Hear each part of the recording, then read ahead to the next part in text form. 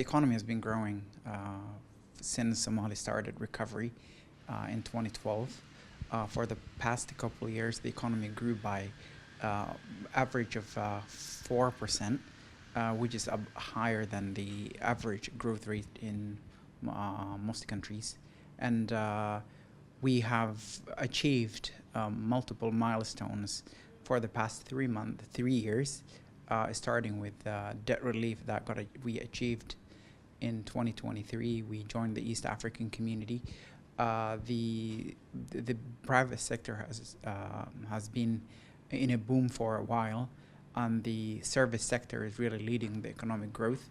And we have developed key areas where this country would be able to develop. And for that to happen, we developed the National Transformation Plan that would guide our development trajectory in the next 5 years. We also designed and developed the Centennial Vision 2060 that will guide Somalia's long-term development from now till Somalia reached 100 years of independence. That would be in 2060. That vision would see Somalia as a developed, prosperous country, peaceful country with citizens that have around $6,000 to $7,000 annual per capita income, which would put us in the upper middle country status. So the perspective is really very positive, and we believe that judging on the trajectory that Somalia has been on, we would be able to achieve those milestones. And also in the past few years, we have made significant achievements in revenue collection. It grew about 88% since 2022.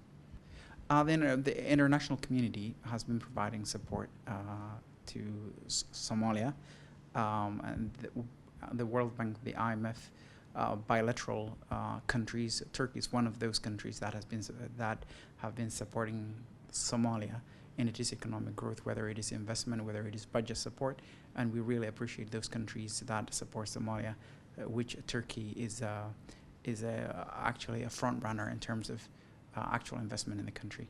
There are many countries in Africa that are really grappling with debt. I wouldn't name a country, but definitely there are countries that are grappling with debt mostly in sub-Saharan African countries. I can mention Zambia had debt issues. Somalia has been in debt for a long time because of the collapse of the state institutions after the civil war.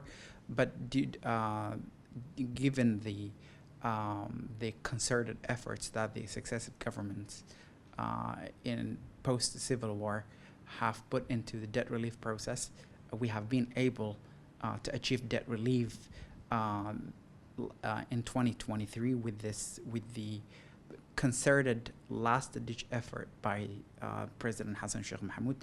President Hassan Sheikh Mohamud started debt relief in his first term, and he completed debt relief in this term, his second term.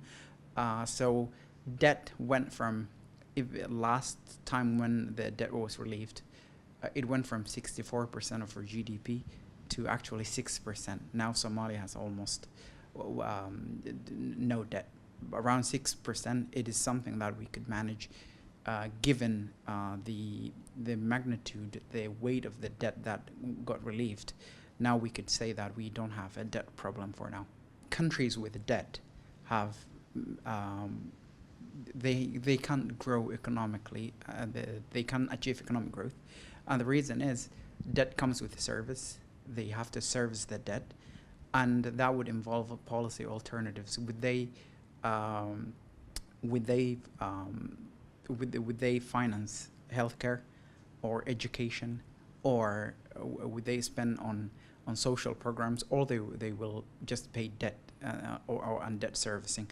Those are the policy trade-offs that many countries with debt go through. So in Somalia now, even though our fiscal space is too narrow and we are really working hard to broaden it with the reforms in taxes, with reforms in overall revenue collection and overall economic growth, we feel that now 6% of debt would give us a lot of fiscal space that we need first to rely on ourselves in terms of meeting our operational costs, and second, it will help us grow our economy if the few other reforms are really implemented in line with the National Transformation Plan, in line with the Centennial Vision 2060. So with no debt, it is an opportunity for countries to grow because they will have to invest and spend on other priorities rather than servicing debt. And it will also give us the opportunity to secure more debt for investment purposes in the future. Actually, Somalia is a country with a potential in terms of its natural resources, in terms of it is arable and youth who form around 75% of the population.